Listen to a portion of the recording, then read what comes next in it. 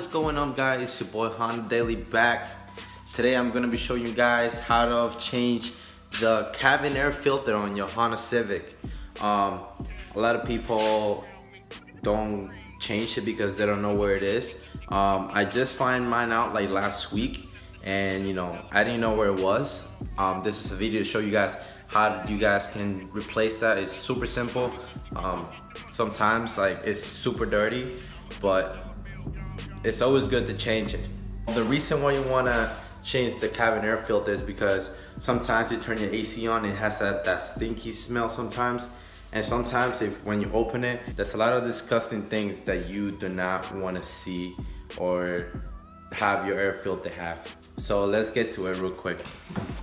I am gonna be doing this tutorial video on my wife's Honda Civic Si. You get on your passenger side. After you get on your passenger side, only thing you have to do is press on this side and this side together like so. You press it in like this, and then there's where your air filter goes. So you push in the two taps on the side. After you press it in, you take your air filter out, and this is your cabin air filter that you're supposed to replace. I want to say like every 10,000 miles or so.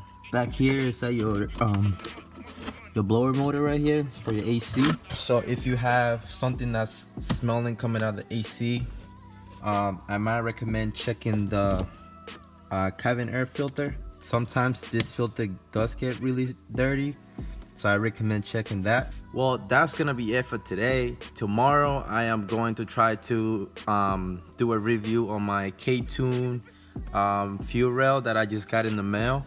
But that's gonna be all. Thank you guys for watching. Please like, comment, and subscribe. I do want to get out there. I do want to make this a really big channel. Peace out.